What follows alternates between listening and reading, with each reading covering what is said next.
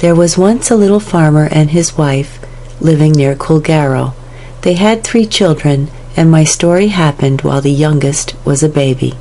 The wife was a good wife enough, but her mind was all on her family and her farm, and she hardly ever went to her knees without falling asleep, and she thought the time spent in the chapel was twice as long as it need be. So, friends, she let her man and her 2 children go before her one day to Mass, while she called to consult a ferryman about a disorder one of her cows had. She was late at the chapel, and was sorry all the day after, for her husband was in grief about it, and she was very fond of him. Late that night he was wakened up by the cries of his children, calling out, "Mother, mother!" When he sat up and rubbed his eyes, there was no wife by his side, and when he asked the little ones what was become of their mother, they said they saw the room full of nice little men and women, dressed in white and red and green, and their mother in the middle of them, going out by the door as if she was walking in her sleep. Out he ran, and searched everywhere round the house, but neither tale nor tidings did he get of her for many a day. Well, the poor man was miserable enough, for he was as fond of his woman as she was of him. It used to bring the salt tears down his cheeks to see his poor children neglected and dirty, as they often were, and they'd be bad enough only for a kind neighbor that used to look in whenever she could spare time. The infant was away with a nurse. About 6 weeks after, just as he was going out to his work one morning, a neighbor that used to mind women when they were ill came up to him and kept step by step with him to the field, and this is what she told him. "Just as I was falling asleep last night, I heard a horse's tramp on the grass and a knock at the door, and there, when I came out, was a fine-looking dark man, mounted on a black horse, and he told me to get ready in all haste, for a lady was in great want of me. As soon as I put on my cloak and things, he took me by the hand, and I was sitting behind him before I felt myself stirring. 'Where are we going, sir?' says I. 'You'll soon know,' says he, and he drew his fingers across my eyes, and not a ray could I see. I kept a tight grip of him, and I little knew whether he was going backwards or forwards, or how long we were about it, till my hand was taken again, and I felt the ground under me. The fingers went the other way across my eyes, and there we were before a castle door, and in we went, through a big hall and great rooms, all painted in fine green colors, with red and gold bands and ornaments, and the finest carpets and chairs and tables, and window curtains, and grand ladies and gentlemen walking about. At last we came to a bedroom, with a beautiful lady in bed, with a fine bouncing boy beside her.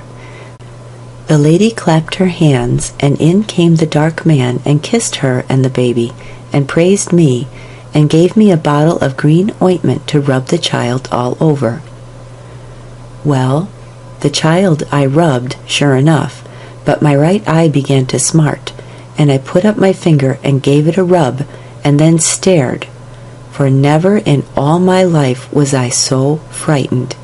The beautiful room was a big rough cave, with water oozing over the edges of the stones and through the clay, and the lady and the Lord and the child weazened, poverty-bitten creatures, nothing but skin and bone, and the rich dresses were old rags. I didn't let on that I found any difference, and after a bit says the dark man, "Go before me to the hall door, and I will be with you in a few moments and see you safe home." Well, just as I turned into the outside cave, who should I see watching near the door but poor Molly? She looked round all terrified, and she says to me in a whisper, "I'm brought here to nurse the child of the king and queen of the fairies, but there is one chance of saving me. All the court will pass the cross near Temple Shambo next Friday night, on a visit to the fairies of Old Ross. If John can catch me by the hand or cloak when I ride by, and has the courage not to let go his grip, I'll be safe.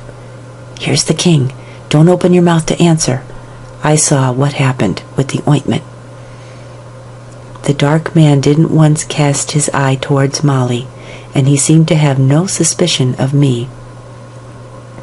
When we came out, I looked about me, and where do you think we were but in the dyke of the Rath of Kermode?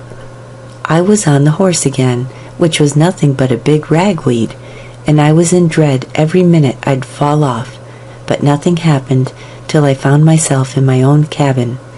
The king slipped 5 guineas into my hand as soon as I was on the ground, and thanked me and bade me good night.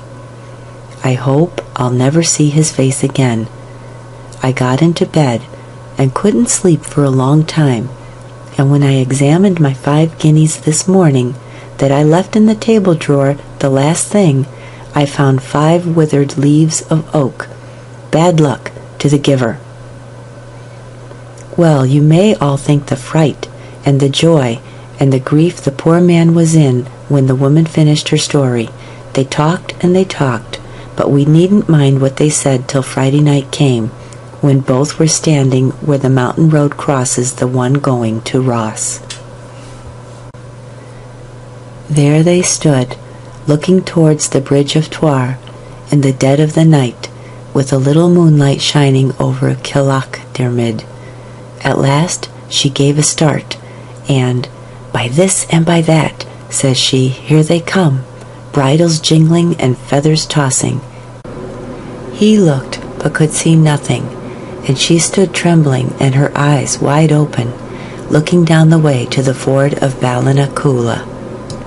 "I see your wife," says she, "riding on the outside just so as to rub against us. We'll walk on quietly, as if we suspected nothing, and when we are passing, I'll give you a shove. If you don't do your duty, then woe be with you." Well, they walked on easy, and the poor hearts beating in both their breasts, and though he could see nothing, he heard a faint jingle and trampling and rustling, and at last he got the push that she promised. He spread out his arms, and there was his wife's waist within them, and he could see her plain, but such a hullabaloo rose as if there was an earthquake, and he found himself surrounded by horrible-looking things, roaring at him and striving to pull his wife away.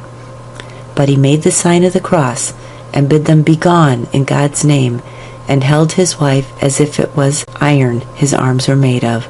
Bedad, in one moment everything was as silent as the grave, and the poor woman lying in a faint in the arms of her husband and her good neighbor.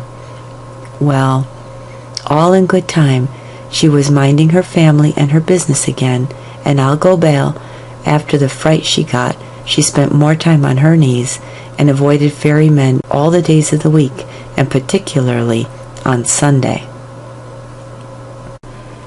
It is hard to have anything to do with the good people without getting a mark from them. My brave nurse didn't escape no more than another. She was one Thursday at the market of Enniscorthy, when what did she see walking among the tubs of butter but the dark man, very hungry looking, and taking a scoop out of one tub and out of another. "Oh, sir," says she, very foolish, "I hope your lady is well, and the baby." "Pretty well, thank you," says he, rather frightened like. "How do I look in this new suit?" says he, getting to one side of her. "I can't see you plain at all, sir," says she. "Well, now," says he, getting round her back to the other side. "Musha indeed, sir. Your coat looks no better than a withered dock leaf." "Maybe, then," says he, "it will be different now," and he struck the eye next him with a switch. Friends, she never saw a glimmer after with that one till the day of her death.